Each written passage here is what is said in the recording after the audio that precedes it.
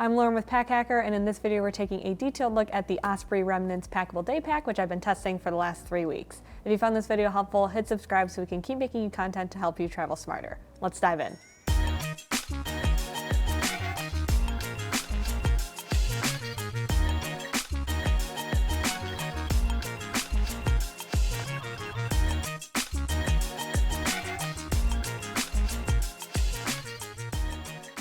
The outside of this bag is pretty simple. You can see a little bit of logo action going on up here. It's like a little patch sewn on. I'll bring it up a little bit closer so you can see it.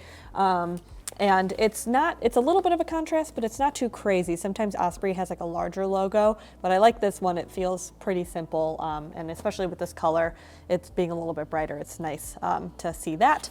We have YKK zippers across the board, and then these little paracord zipper pulls with like the little plastic end, which is like perfect for a finger size, so you can really quickly open and close the bag. And then the material here is actually made from repurposed excess fabric from their supply chain, so it is, hence the name Remnants. It's like remnants of other bags, so a little bit of clever naming there, but it feels really nice and durable. You can see it's a 210D mini hex diamond ripstop nylon, so it gives it a little bit of a cool design, like a little pattern almost, which I like. And then on the bottom here, it's a little bit more reinforced without that diamond ripstop design. It looks a little bit more like a ballistic nylon kind of feel. But it's pretty simple on the outside. There's really not a ton going on. It is a packable backpack, so this is something where you need it to be a little bit more flexible, but that flexibility can come with a cost. So you can see it's a little bit like saggy as I'm starting to kind of move it around a little bit. And especially with this top pocket, which we'll get into in a second, it can really start to weigh everything down. So there's some pros and cons to this being lightweight and packable. It just kind of depends on what you're actually storing inside of here. The harness system is pretty basic as well. So starting at the top, we have a pretty large carry handle. This doesn't have any padding or anything like that, and it is a pretty large loop, but I found it really great for just like quick grabs. You can just like hang it on like a bathroom stall, or we have little hooks on our desks, so I would hang it off the hook. I kind of like that it was so big. It just felt like I had a lot of room to work with, and I didn't really feel like it was like hitting me in the back of the head or anything like that. So even if it was touching me, I never really felt it, so that was good. And then here we have these shoulder straps. They are nice and foamy and padded, but they are still pretty thin. I found them really comfortable. You can see there's like a little bit of aeration here, but not much. There's no aeration on the back panel here, but again, it is a pretty light backpack, so I didn't really feel like I needed it. But if you're gonna be walking around a bunch, you might run into a little bit of a sweaty back problem. And then here we have Woojin hardware, and then these really thin strap adjusters. It felt like these were really like proportional to what this backpack. It didn't really feel like these needed to be thicker. It made it a lot easier to pack as well, but I do wish that there were some strap keepers, just because this is a lot of extra length just kind of flapping around, but you could, kind of DIY solve that with like a cable tie or something like that. Overall, I found this backpack to have a super comfortable fit. It kind of curves with your body. The shoulder straps taper down, so it didn't really feel like they were ever like butting in against my shoulders or too thick or anything like that. They're soft, they're flexible, but you can definitely, with the kind of molding to the shape of your body, it has some downsides as well, which we'll get into in a second, but you can really feel anything through this back panel if you have anything a little bit bulkier or thicker. So it's definitely like a learn how to pack it and how you want to place everything in order to not feel it through the actual back panel when you're carrying the bag. Starting off looking at the water bottle pockets, we have one on either side, and they are of equal size, and they come up about halfway up the height of the bag. So they are fairly roomy. I have an 18-ounce Hydro Flask in here. You can see it pretty much covers the entirety of the bag there, and it feels really secure. Bottle's not moving around even when I shake it, so that is really great. I felt like everything was pretty secure in there. The disadvantage is that the zipper track for the main compartment does kind of butt up against the water bottle pocket. If you wanted to like hide these zippers, that is actually a really great security option, but that means that you're going to be fighting with the water bottle when you want to store it in there. So something to keep in mind.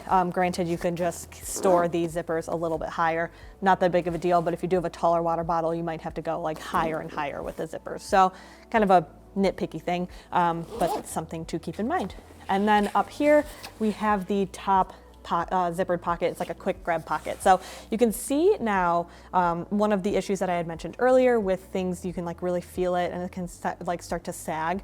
You can see this backpack sagging right now. Maybe it's on this side at least. Oh yeah, you can see it on both sides. So this is something that I found myself putting everything in this pocket because I found it super, super convenient, and it was really the only like quick grab pocket on this bag, unless you start to use these water bottle pockets for things that isn't a water bottle.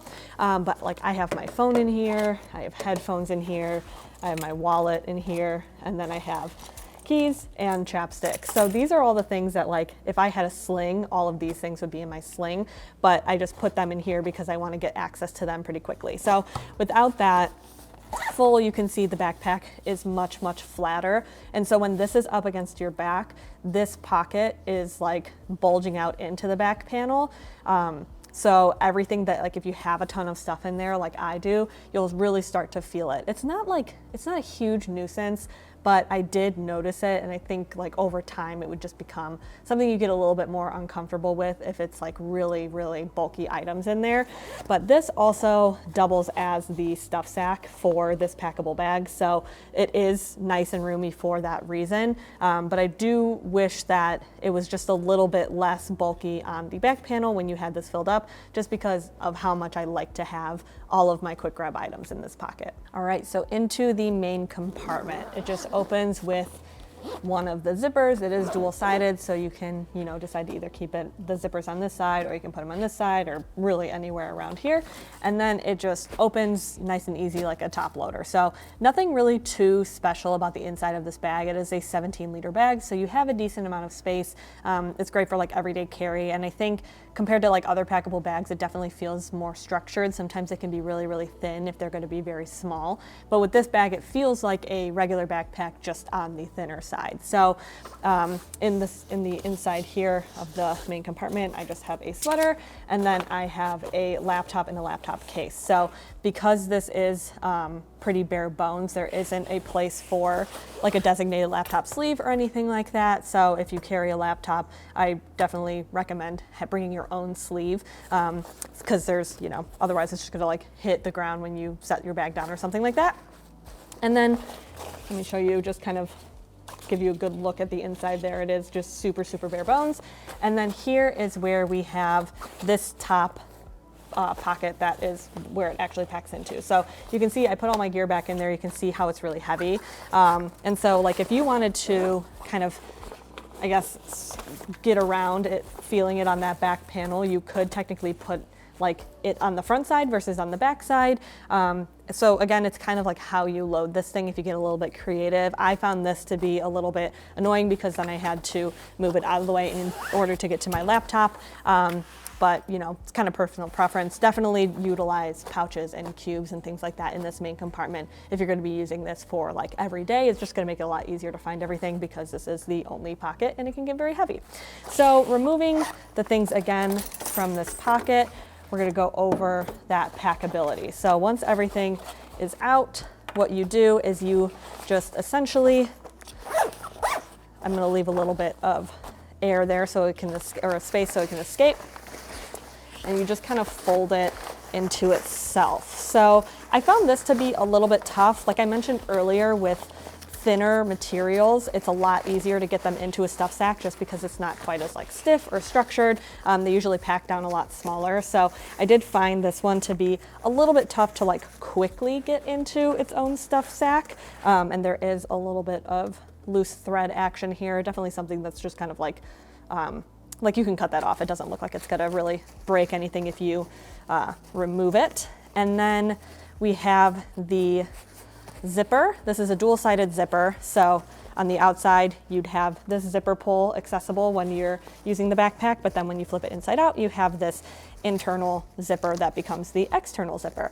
What I really, really like about this is that Osprey used their regular zipper pull on the inside zipper as well. Okay, I finally got it. You saw I was struggling a little bit there, but you can definitely get it in. It's not impossible. It's just takes a little bit of shoving. But like I said, I just really like this zipper because a lot of times with packable bags, they'll have a like nice zipper pull on the outside and then you'll flip it inside out.